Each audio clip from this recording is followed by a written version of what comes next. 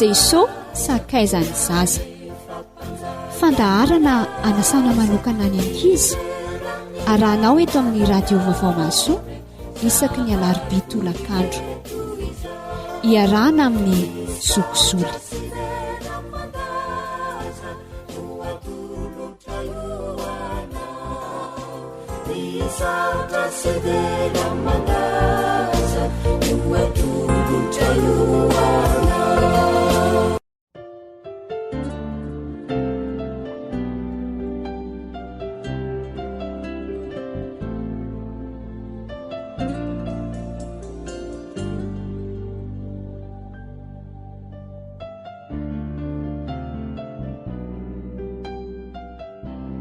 Araka nefa nilazaiko anareo teo ary dia tonga indrindra atao anatin'ny fandaharana Jesosy sakaizany zaza sika ankehitriny. Koa satria moa misy namantsika izay manaraka ny fandaharana amin'ny alalan'ny YouTube dia mamerina miarahaba indray azy izany, na dia voaingakaingana teo ihany aza no ny arahabantsika rehetra. Miarahaba ny mpanaraka ny fandaharana Jesosy sakaizany zaza rehetra mirary soa ihany koa. Ary manasa anareo anaraka an'izany hatramin'ny farany. Ny famakinan'ny salamo no anomboantsika ny fiarahana.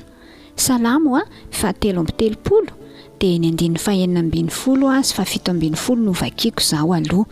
Vakiantsika amin'ny anaran'i Jesosy Kristy. Tsy misy mpanjaka voavonjy ny amaroany miaramilany. Ny olo-mahery tsy voavonjy ny haben'ny heriny. Ny soavaly tsy azo itokiana ho famonjena ary tsy mahavonjy ny haben'ny heriny. Daony alaintsika sary an-tsaina izany voalaza izany. Mpanjaka manana miaramila be dia be. Miaramila izany manana fitaovam-piadiana samihafa fa tsy mahavonjy an'ilay mpanjaka izany. Misy olona ihany koa matanjaka be fa tsy mahavonjy azy ny haben'ny heriny. Eto izany koa ny soavaly. Biby tena matanjaka ny soavaly fa tsy mahavonjy azy ny tanjany sy ny heriny. Koa maika moa fa tsika seninao izay malemilemy kely ty. Sady tsy mba hoe olona ambony tahaka ny mpanjaka akory fa olona tsotsotra kely ihany. Tena tsy mahavonjy ny tena tsikitsiky. Dia iza izany ny mpamonjy antsika? Dao tohizana amin'ny 9:20 ka hatramin'ny 20 angela tenin'Andriamanitra tao amin'ny Salamo 7:30 teo indroa.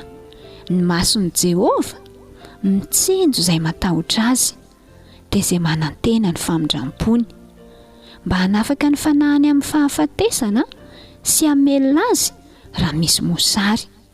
Ny fanahintsika miandry an'i Jehova, famonjenantsika sy hampingantsika izy.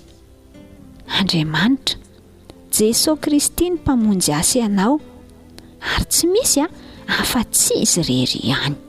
Taontsika naraka ny tira anankiray ity ary iarahantsika amin'ny sekola lahady avy ao Tomasinao mon sauveur.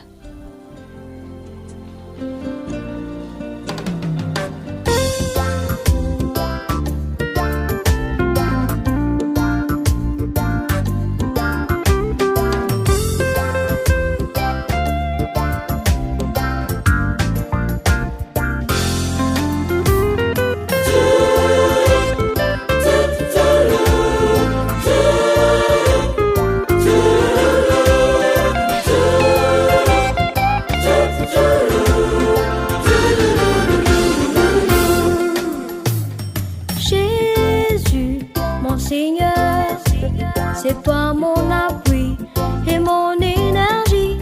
Jésus, mon Seigneur, c'est toi qui m'as donné la vie. Je te remercie. Jésus, mon Seigneur, c'est toi mon appui et mon énergie. Jésus, mon Seigneur, c'est toi qui m'as donné la vie, je te remercie.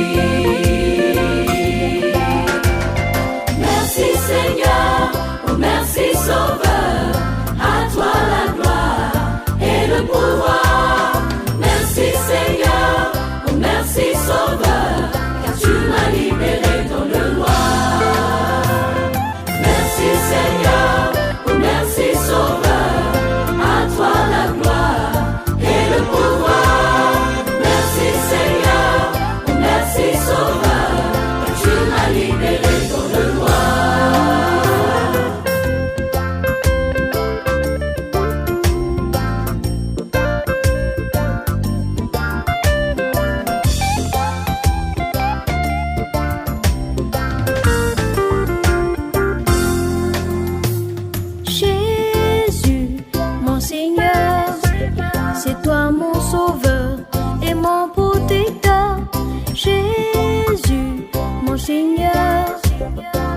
m'a garanti la vie, je te remercie.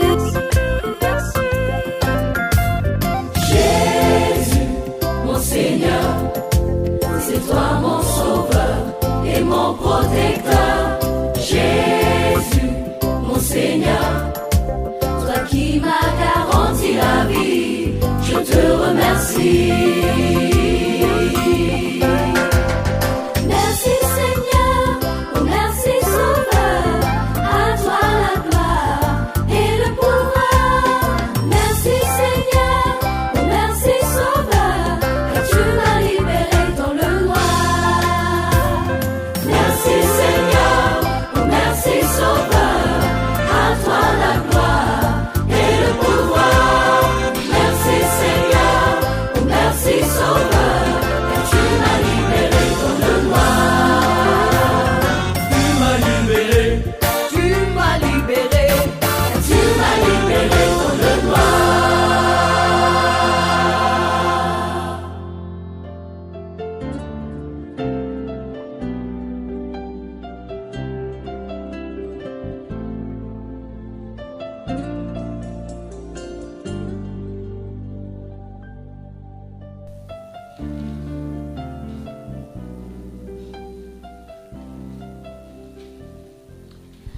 Ty tantara olazaiko aminareo manaraka ity mety efa fantapatatrareo ihany fa misy tsy tena mahay tsara an'le tantara, misy mana fangaro azy.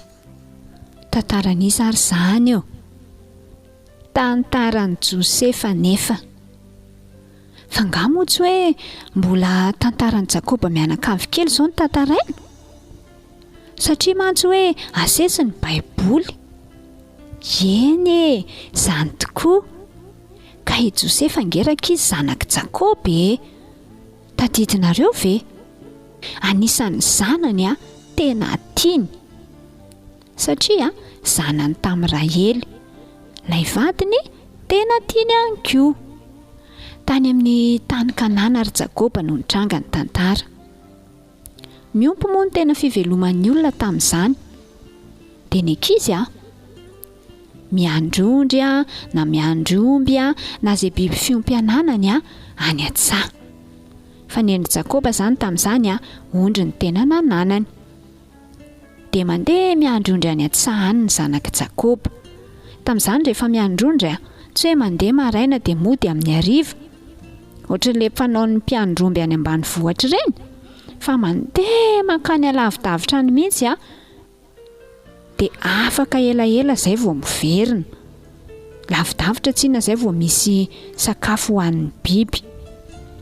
Dia miaraka mandeha miandrondry ihany ry zareo zanaky Jakoba zany. Dia Josefa tamin'izany 17 taona, fa izy reto be tati-bolana be, tantarainy amin'ny tatany daholo izay ataon'ny zokiny rehefa any ampiandrasan'ondry ihany ry zareo.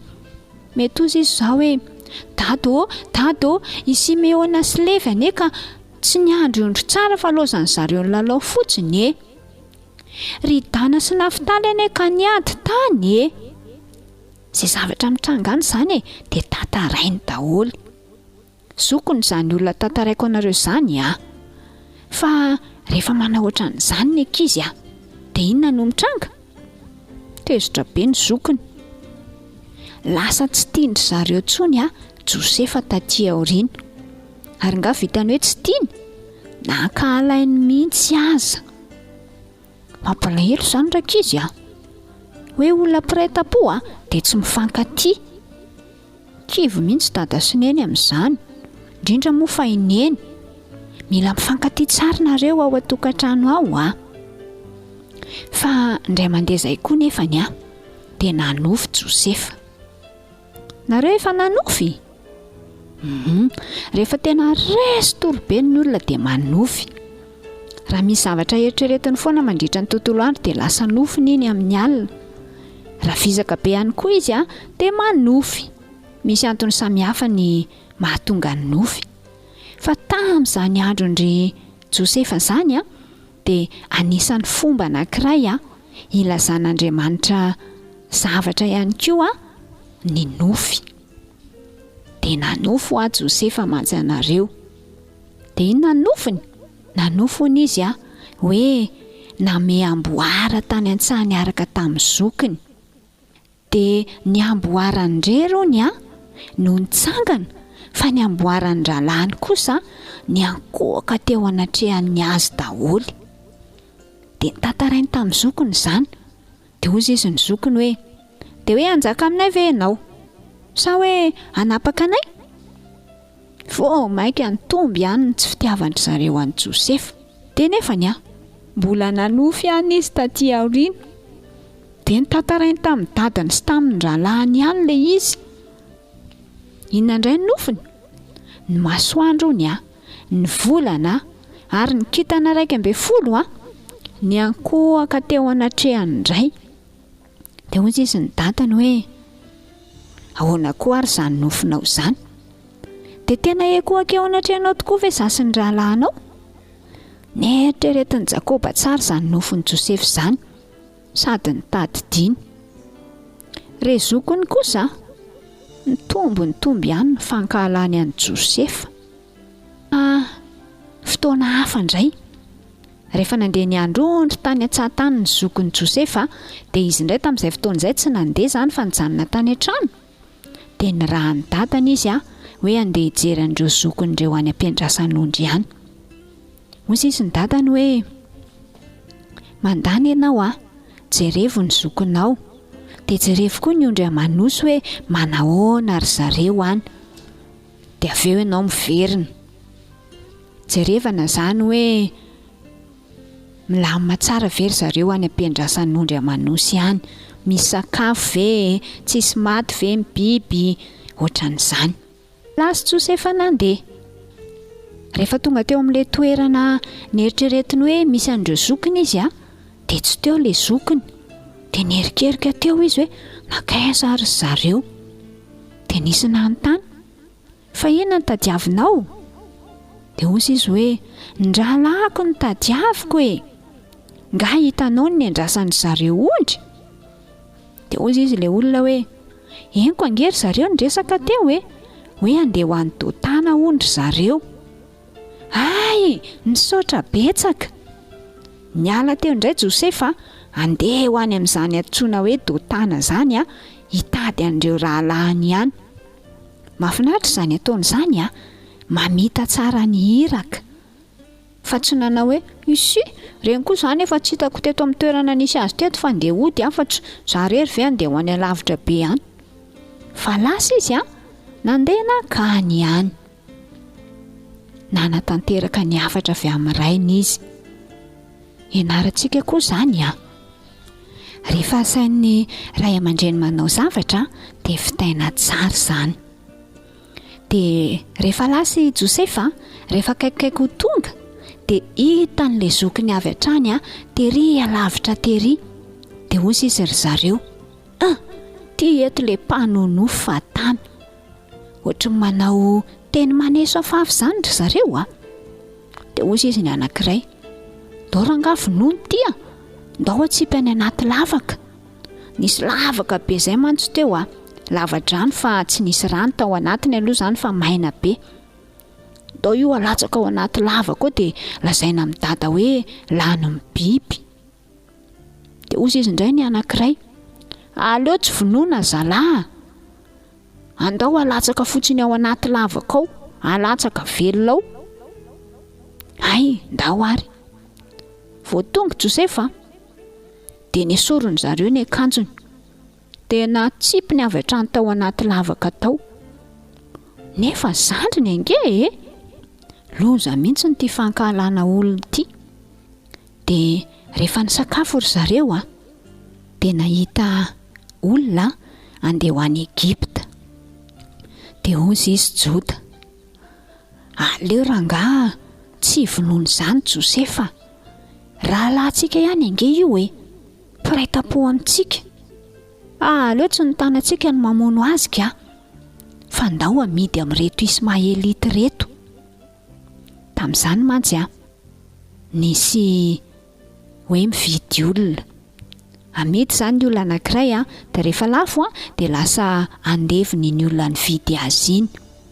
andao amidy ozy izy dia amin'izay tsika sady mahazo vola no tsy tsika ihany koa no mamono azy. Dia nakarindry zareo avy tao anaty lavaka tao, tena midiny lafo ny sekely volafotsy 20. Dia lasa n'ilay Ismaelita Josefa tamin'izay fotoana izay tsy teo Robena zokony zareo lahy-matoa. Io Robena io mantsiny io zany mba miaroaro an'i Josefa, io no mba tiatia azy kokoa miohatra amin'ilay rahalahiny sasany. Dia rehefa niveriny Robena tsy tao andavaka intsony Josefa, nidrovitrovitiny ny akanjony. Dia ozy izy tamin'ilay rahalahiny hoe tena tsy eo intsony Josefa, aiza ny tany alehako, bediny dada zao. Izy tsy na lahy-matoa dia izy zany no tompona andraikitra. Dia nalain'ilay rahalahiny teo zany ilay akanjon'i Josefa. Dia nataon'inona ilay akanjo? Namono zanak'osy anankiray izy dia natsobony tao ny ran'ilay zanak'osy ny vonoina, dia feno rahabe ilay akanjo. Dia iny nateriny zareo tany amin'ny dadany. Dia rehefa tonga tany amin'ny dadany izy nentiny tany zany ilay akanjo feno rahabe, dia zao no niteneniny hoe tia ny hitanay ry dada, asa zao tiana akanjo ny zanakao na tsy? Ka ilay izy tena akanjon'i Josefa mihitsiny ko. Dia ozy izy ny dadany hoe tena akanjo ny zanako ty, lany amin'ny biby ny zanako, firafirainy biby tany. Ndry sy mantsy Josefa kely nalahelo be mihitsy ny dadany. I Jakoba io dadany io satria tena nieritreritra izy hoe lany ny biby tany tokoa Josefa. Nisaona ny Josefa izy, ohatran'ireny hoe maty ireny Josefa dia misaona ny olona rehefa misy fianakaviana akaiky maty. Nampionina sy nampahery azy teo ny zanany fa tsy nentina ampiononina izy. Aleoko maty mihitsy raha ohatran'izao, hozy izy Jakoba. Midika zany hoe tena tiany io Josefa io. Tomany foana izy, mitomany foana, malahelo an'i Josefa. I Josefa nefany nentin'ny olona tany Egypta. Dia rehefa tonga tany Egypta dia namidiny zareo tamin'ny Potifara indray. Ohatrany hoe miantoka zany ry zareo ny vidiny tary dia avy eo indray amidiny angalany tombony. Io Potifara io tandapa tao amin'ny Farao, mpanjakan'i Egypta. Tafasaraka tanteraka Jakoba sy Josefa zanany. Josefa tsy nahita ny dadany sy ny mpiray tam-po aminy intsony fa tany atanin'olona tany.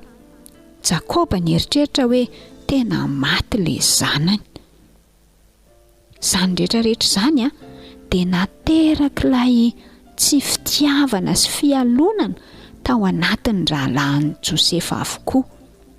Za tena mampirisika anareo rankizy tiavo ny mpiray tam-po aminareo, tiavo ny zokonareo sy ny zandrinareo, fa rehefa mifankatia ankizy faly be dada sy neny.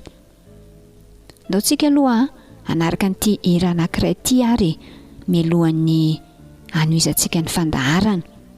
Dia teneniko anareo aloha ny misy an'izay tantaran'i Josefa izay ao amin'ny Genesisy 7:30.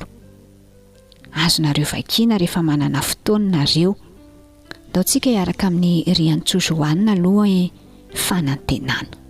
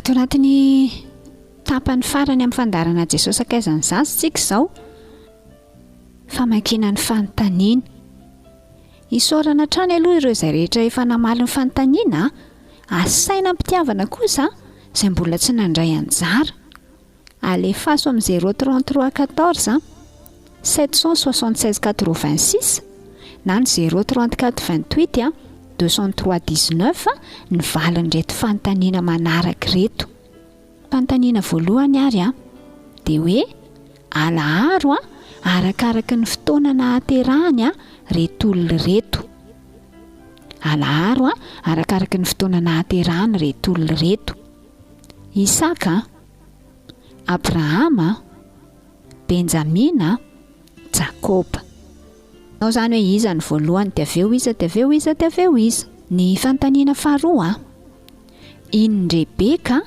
Rahely iny Rebeka Rahely fanontaniana fahatelo milaza olona telo nositran'ny Jesosy araka ilay nianarantsika tato anatin'ny fandaharana dia lazao ihany koa hoe inona ny aretina nahazo azy anankitelo fanontaniana fahaefatra omeo ny boky sy ny toko misy ny nilazan'i Jesosy fa tsy mety a ny mamala ratsy ny ratsy. Ozy izy ianao hoe ao amin'ny baiboly fa le boky sy ny toky misy azy mihitsy no omenao. Ary ny fanontaniana fahadimy farany nahatsapa sy ny bebaka tamin'ny fahadisoana nataony ve Jakoba, fahadisoana nataony tamin'ny Esau io. Amarino ny valiteninao. Raha ozy ianao hoe tena nahatsapa ny fahadisoana nataony tamin'ny Esau Jakoba dia ny bebaka, ahoana no anamarinanao an'izany? Raha ho koa ianao hoe tsy nahatsapa mihitsy izy, ahoana ihany koa no ilazanao an'izany? Izay ny fanontaniana dia misaotra nareo sahady izay efa mivonimbonina amaly azy. Hatreto koa aloha ny fandarana Jesosy akaizan'ny zaza rehefa avy eo indray tsika miaona ao anatin'ny fanentanana fa dia mankasitraka indrindra nareo amin'ny fanarahana tsy tapaka ny fandaharantsika. Mirary soa ihany koa.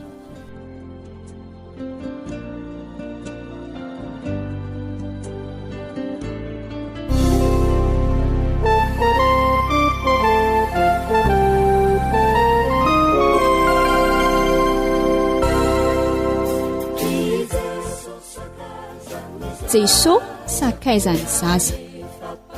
Fandaharana anasana manokana ny ankizy arahanao eto amin'ny radio vaovao maso isaky ny alarobia tolakandro iarahana amin'ny zokizoly.